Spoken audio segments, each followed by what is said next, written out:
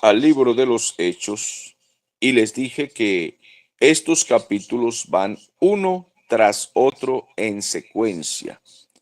Total que nos toca dejar todo en continuación porque es imposible leer todos los capítulos en un solo programa. Entonces nos toca ir por partes, ya que de aquí en adelante, desde más o menos el capítulo 19 en adelante, comienza una gran persecución sobre el apóstol Pablo y los discípulos que le acompañan. Y los persiguen en todas partes, pero especialmente al apóstol Pablo. Lo encontramos ahora a partir de este capítulo defendiéndose en un lado, defendiéndose en otro y en otro.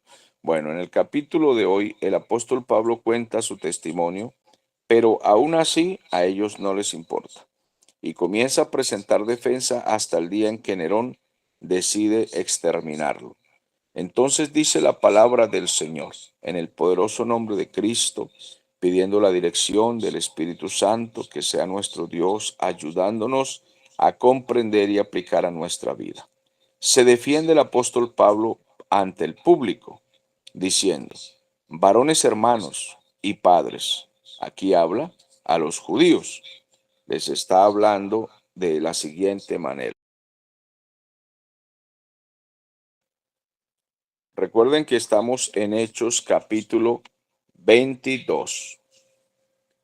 Varones hermanos y padres, oíd ahora mi defensa ante vosotros. Al oír que les hablaba en lengua hebrea, guardaron más silencio. Y él les dijo, él se dirigió a ellos como varones hermanos porque son judíos. Y también les dijo padres, refiriéndose pues a los ancianos del pueblo. Yo de cierto soy judío, es decir, así como ustedes, pues también soy judío. Pero soy nacido en Tarso, una ciudad romana de Cilicia, pero criado en esta ciudad, instruido a los pies de Gamaliel. Gamaliel era uno de los grandes maestros de los fariseos. Era un gran teólogo, respetado en el pueblo. Dice, fui instruido estrictamente conforme a la ley de Moisés, que es la ley de nuestros padres. Fui celoso de Dios, como hoy lo sois todos vosotros. Noten que Pablo está tratando de pacificarlos. Les está diciendo que él comprende que ellos sean celosos, aunque la verdad es que los fariseos y los judíos eran unos corruptos, hipócritas, pero de todas maneras ellos decían que eran celosos de que se guardara la ley y de que todo el que contradecía la ley de Moisés o la ley de Dios dada a Moisés, pues debería morir. Pero entonces él toma esa actitud de ellos para decirle, bueno, yo sé que ustedes son celosos de las cosas de Dios. Bueno, yo también lo era en otro tiempo en cuanto a la ley de Moisés. Yo fui celoso en todas estas cosas. Y en el versículo 4 perseguía yo este camino hasta la muerte. Él está contando su testimonio, prendiendo y entregando en cárceles a hombres y mujeres. Pablo fue terrible con todos los cristianos. ¿A cuántas mujeres dejó Pablo sin marido? Arrastraba a los maridos por el piso, los humillaba delante de su familia.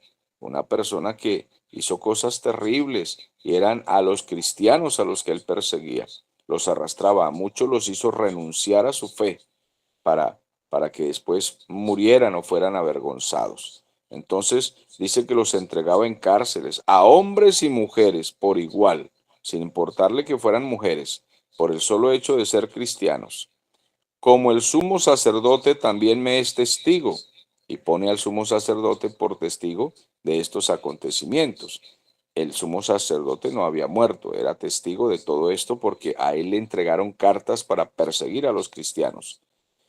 Y todos los ancianos de quienes también recibí cartas para los hermanos, y fui a Damasco para traerlos presos a Jerusalén, también a los que estuviesen allí, para que fuesen castigados.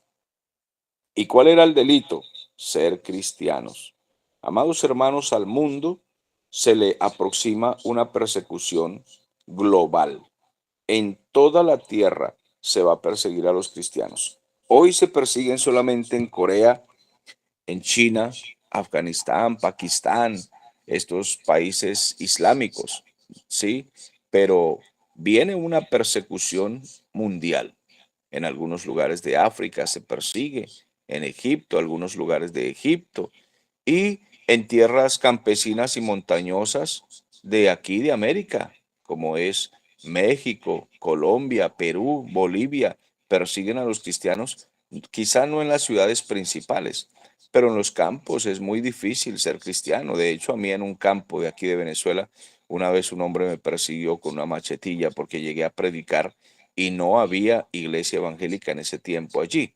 Y fuimos con una iglesia de Retorno de Cristo, me enviaron a hacer unas misiones y se fundó iglesia, pero casi nos cuesta la sangre, casi nos cuesta la vida, porque nos amenazaron, vinieron personas con piedras, palos, me escupían, me gritaban viva la Virgen Santísima y uno de los hombres pues sacó una machetilla y yo llegué hasta la policía, pues yo no quise defenderme y le dije a la policía que no quería formar un problema, pero que me quitaran el hombre de encima. Y la policía me dijo que no, que ellos no se metían en eso, que era problema de religión.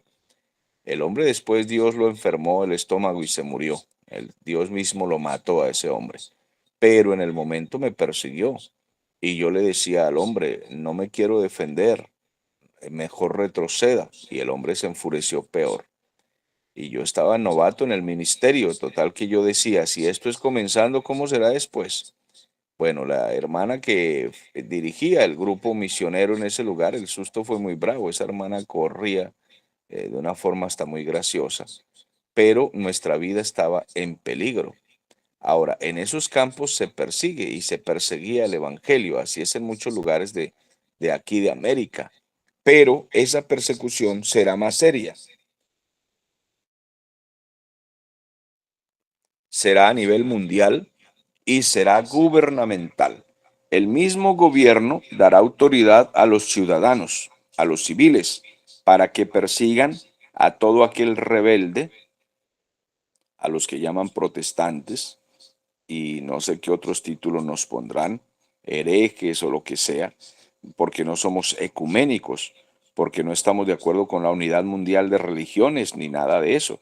Los cristianos bíblicos estamos en contra del ecumenismo. El ecumenismo enseña que todas las religiones son buenas, que debemos unirnos, todos los evangélicos ser uno solo, con católicos, carismáticos, islámicos, judíos, hindúes, y querernos y no faltarnos al respeto con predicar en contra de sus dioses, de sus doctrinas, sino ser amigos, amorosos, bueno, al estilo de John Lennon, ¿sí? Pero mis amados hermanos, todas esas frases para Dios son vulgares y blasfemas. Así de que, como estamos en contra de toda esa mentira, pues algún día se desatará esa persecución. Quiera el Señor, lo que voy a decir pues es quizás humano, quizás no suene muy espiritual. Solamente pido al Señor que eso viniera cuando ya no estamos aquí, porque ciertamente sabemos que viene a nivel mundial, pero quiero pedirle al Señor que nos lleve pronto y nos saque y nos rescate de todo lo que viene, si a Él le parece, pero si el Señor en su soberanía ha decidido y destinado que todo lo que estamos escuchando este mensaje seamos perseguidos y arrestados y puestos en la cárcel, pues si Dios así lo decide, tomen este mensaje como una advertencia profética. Y cuando estén presos sin Biblia, cuando no les permitan Biblia y estén o estemos a pan y agua, acordémonos de estos mensajes y seamos valientes y mantengamos la fe hasta el último día. Yo de verdad no deseo pasar por estas cosas, pero el Señor es soberano y Él decide a quienes ha designado para ser mártires. Así de que, mis amados, es mejor agarrarnos duros de la palabra, fuerte, firmes de la palabra, del manto del Señor, metafóricamente hablando, espiritualmente hablando, aferrarnos de Él, de sus pies, firmes, venga lo que venga, y no negarlo como hizo el pastor Richard Burbram, aquel rumano que fue prisionero 14 años y escribió el libro Los mártires de Cristo, perseguidos por causa de Cristo. Esos libros los escribió él después de haber sido prisionero 14 años. Les recomiendo leer esos libros. Richard Burbram es un rumano. Escribió libros preciosos donde él fue arrestado, su esposa también. Fueron puestos a prueba que cualquier ser humano no aguanta y ellos aguantaron. A su hijo lo enviaron a ser mendigo en las calles. Eso fue en el gobierno de la Unión Soviética, la antigua Rusia, el poder soviético que tenía un mapa gigantesco, ya que Rusia se unió a otras naciones y querían hacer un gobierno mundial de izquierda. Bueno, mis amados hermanos, aquí tenemos a Pablo dándonos ejemplo de lo que se hace cuando es perseguido. Dice el versículo 5: como el sumo sacerdote también me es testigo, y todos los ancianos, de quienes también recibí cartas para los hermanos, y fui a Damasco para traer presos a Jerusalén, también a los que estuviesen allí, para que fuesen castigados. Pero aconteció que yendo yo, al llegar cerca de Damasco, como a mediodía, de repente me rodeó mucha luz del cielo, y caí al suelo y oí una voz que me decía: Saulo, Saulo, ¿por qué me persigues? Recuerden que aquí Pablo está narrando el acontecimiento escrito en Hechos capítulo 9. Él está repitiendo la historia de lo que le sucedió allá, cuando él era inconverso, cuando era un fariseo malo y perseguía a los cristianos. Entonces esa voz me decía: ¿por qué me persigues, Saulo? Yo entonces respondí: ¿quién eres, Señor? Y me dijo, o sea, esa voz respondió: yo soy Jesús de Nazaret, a quien tú persigues. Y los que estaban conmigo vieron a la verdad la luz y se espantaron, pero no entendieron la voz del que hablaba conmigo. No entendieron. O sea, ellos escucharon alguna voz, algún trueno, algo, pero no supieron en sí de qué se trataba. Pero Dios tenía el propósito de salvar a Pablo y a él sí le hizo entender la voz que le hablaba en hebreo. Y dije: ¿qué haré, Señor? Y el Señor me dijo: levántate y ve a Damasco, y allí se te dirá todo lo que está ordenado que hagas. Y como yo no veía a causa de la gloria de la luz, porque era la luz de Cristo, acuérdense, le resplandeció en ese momento para salvación, pero también para juicio, para castigarlo, para reprenderlo. Nadie se va a burlar de la luz del Señor. Toda la gente que blasfema la luz del Señor, que dicen chistes groseros, que andan en las cosas perversas, en la mundanalidad y la maldad, piensan que pueden luchar con las tinieblas contra la luz. Pero mis amados hermanos, algún día la luz les será para juicio. Esperamos también que para algunos sea para salvación, como fue para Pablo este día, que a pesar de que lo castigó la luz y lo dejó ciego, pues lo salvó de todas maneras. Entonces fue llevado de la mano, o fui llevado de la mano por los que estaban conmigo, y llegué a Damasco. Damasco es la capital de Siria, la capital de Siria. Él iba hacia allá persiguiendo cristianos que se iban al extranjero. Entonces, uno llamado Ananías, varón piadoso según la ley, que tenía buen testimonio de todos los judíos que moraban allí, vino a mí y acercándose me dijo: hermano Saulo. Entonces dijo: hermano Saulo,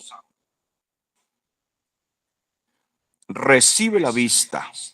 Y yo en aquella misma hora recobré la vista. Y entonces lo miré.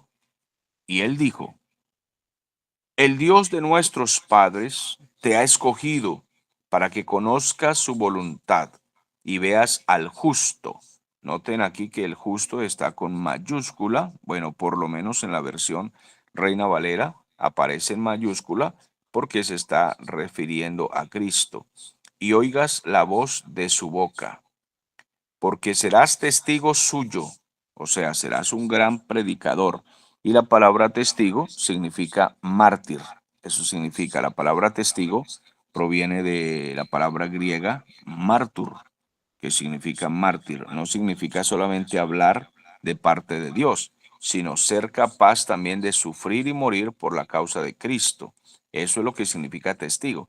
Por tanto, cuando los cristianos, comúnmente todo cristiano, todo evangélico, se le pregunta, ¿usted es testigo de Cristo? Y pues responden que sí, porque ignoran lo que significa la palabra ser testigo. Porque la mayoría de los evangélicos de hoy no son testigos y tampoco son capaces de ser testigos de Cristo. Ellos no son capaces de ser mártires, mártur, no son capaces de morir por la causa del Señor, ya que las iglesias modernas se convirtieron en discotecas. Ahora todos es simplemente obras de teatro, mimos, juegos, payasitos, para atraer a los jóvenes, porque los jóvenes se aburren en un culto, porque como no son espirituales, pues les aburre la lectura de la Biblia.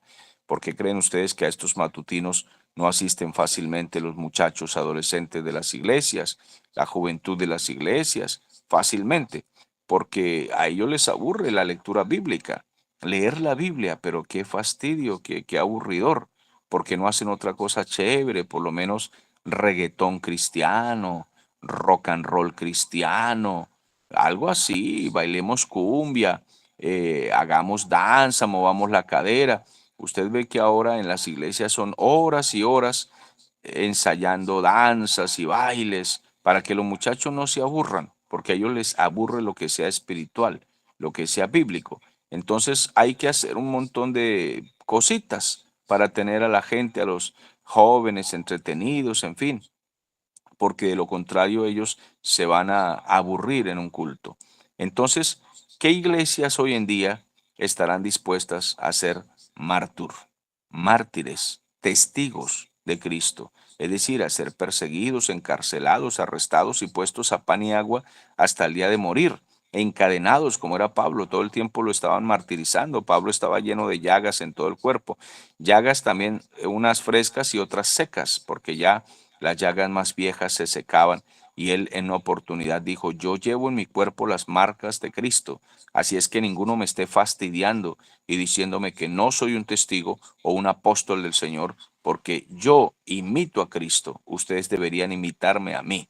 Así dijo el apóstol Pablo, porque tenía la moral para hablar, tenía en su vida la moral para hablar. Él podía decir, yo he imitado a Cristo y lo digo sin orgullo, con humildad. Él podía decirlo, cualquiera no puede decir eso, mis amados hermanos. Total que hoy todas las iglesias evangélicas gritan a una sola voz cuando les decimos, ¿quiénes son testigos de Cristo? Amén, amén.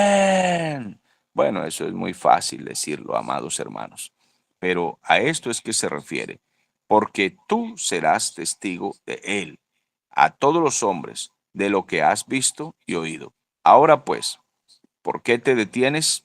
Levántate y bautízate y lava tus pecados involucrando o invocando, perdón, invocando su nombre, es decir, el nombre de Jesús. Y me aconteció, vuelto a Jerusalén, que orando en el templo me sobrevino un éxtasis y le vi que me decía, date prisa y sal prontamente de Jerusalén, porque no recibirán tu testimonio acerca de mí. El Señor le venía avisando todo y él está testificando todas las cosas. Y yo dije, Señor, ellos saben que yo encarcelaba y azotaba en todas las sinagogas a los que creían en ti. Y cuando se derramaba la sangre de Esteban, tu testigo, o sea, tu mártir, Esteban, el que murió apedreado, ese sí era un verdadero testigo. Yo mismo también estaba presente y consentía en su muerte y guardaba las ropas de los que le mataban. Entonces dice, pero me dijo, ve, porque yo te enviaré lejos a los gentiles y le oyeron hasta esta palabra. Entonces alzaron la voz diciendo, quita de la tierra a tal hombre, porque no conviene que viva. Cuando él dijo que Dios lo envió a predicar el evangelio a los gentiles, se enfurecieron, porque los judíos toda la vida hasta el día de hoy han odiado en cuanto a la religión, en cuanto a lo espiritual, han odiado a los gentiles. Ellos piensan que los gentiles son inmundos, o sea, los que no son judíos, es decir, nosotros somos inmundos, somos sucios, somos personas asquerosas que no merecemos o no tenemos por qué estar en el plan de salvación de Dios. Obviamente que ningún ser humano merece la salvación, claro que no, pero por gracia el Señor ha decidido por soberanía extender la salvación que era para los judíos, también para los gentiles, para todos los extranjeros que no son de Israel, y así nos alcanzó a nosotros. Pero los judíos se enfurecen que se les diga esto. Por tanto, cuando él dijo, Dios me dijo que también le predicara a los gentiles, porque los judíos no querrán escucharte o escucharme, entonces aquí dice, hasta esta palabra le escucharon, porque se enfurecieron en el versículo 22 y gritaron diciendo, quita a este hombre de la tierra, es decir, mátalo, porque no conviene que viva. Y como ellos gritaban y arrojaban sus ropas y lanzaban polvo al aire, imagínense el desorden que se formó tan terrible. Pero si ustedes notan, cada capítulo que vamos leyendo, desde el 19 en adelante, lo que encontramos es alborotos terribles. Y por no mencionar los otros capítulos que también vemos persecución y cárcel y todo lo demás. Pero les dije que de aquí en adelante esto se pone intenso. De aquí en adelante todo es violento. Todos estos capítulos son agresivos hasta que llega el final de nuestro amadísimo hermano, ejemplo para nosotros, Pablo. Dice que arrojaban sus ropas y lanzaban tierra al aire, polvo al aire. Mandó entonces el tribuno que le metiesen en la fortaleza, porque lo iban a ir a matar, y ordenó que fuese examinado con azotes para saber por qué causa gritaban así contra él. Pero cuando le ataron con correas, así como había profetizado Agabo, acuérdense que Agabo había dicho, así como con este cinto, así será amarrado este hombre allá en Jerusalén. Y aquí mire, pero cuando le ataron con correas, por eso queda claro ahí, Pablo dijo al centurión que estaba presente, ¿os es lícito azotar a un ciudadano romano sin haber sido condenado? Nuevamente Pablo aquí usa una astucia sana, una sabiduría suspicaz. Él dice, bueno, voy a sorprender a este centurión. Él no sabe que soy romano. Él piensa que soy solamente judío. Yo soy judío, hijo de papá y mamá judíos, pero soy ciudadano romano nacido en Tarso, y él no lo sabe. Por tanto, se lo voy a decir. ¿Os es lícito azotar a un ciudadano romano sin haber sido condenado? Noten que eso era totalmente prohibido. Un ciudadano romano no podía ser públicamente avergonzado y castigado sin que hubiera una sentencia clara. Y contra Pablo no había nada claro. No encontraban que él hubiera hecho algo malo. Total que él sabía jugarse aquí estos papeles. Vino el tribuno y le dijo, dime, ¿eres tú ciudadano romano? Porque el soldado, el centurión seguro fue y habló con el tribuno y le dijo, mira, este hombre es romano, porque aquí dice el versículo 26, cuando el centurión oyó esto, fue y dio aviso al tribuno diciendo, ¿qué vas a hacer? Porque este hombre es ciudadano romano. Vino entonces el tribuno y le dijo, oye, dime una cosa. Mira, amigo, ¿tú eres ciudadano romano? Y Pablo respondió, sí, claro, soy romano. Entonces respondió el tribuno, yo con una gran suma de dinero adquirí esta ciudadanía. A mí la cédula romana me costó un dineral, me valió muchísima plata. Y tú, así nada más, eres romano. Entonces Pablo le dijo, bueno, pues yo no tuve que comprar la cédula, porque yo soy ciudadano romano de nacimiento. Qué sorpresa se llevaron. Así que luego que apartaron de él los que le iban a dar tormento, mire que ya le iban a dar tremendo castigo a Pablo. Cuando el tribuno escuchó que era ciudadano romano y no había una sentencia clara sobre él, se pegó ese susto. Digo, la ley romana no permite hacer esto. Y le quitó a todos los que lo iban a atormentar, o sea, lo iban a dar una paliza a Pablo, pero bueno, lo iban a masacrar. Y aún el tribuno, al saber que era ciudadano romano, también tuvo miedo, porque le había atado, y eso era prohibido. Al día siguiente, queriendo saber de cierto la causa por la cual le acusaban los judíos, entonces le soltó de las cadenas y mandó venir a los principales sacerdotes y a todo el concilio, y sacando a Pablo le presentó ante ellos y vuelve y juega. Vuelve y se repite la historia. Otra vez Pablo comienza su defensa. Así de que lo veremos en el próximo episodio, en el próximo capítulo, por el mismo canal y a la misma hora.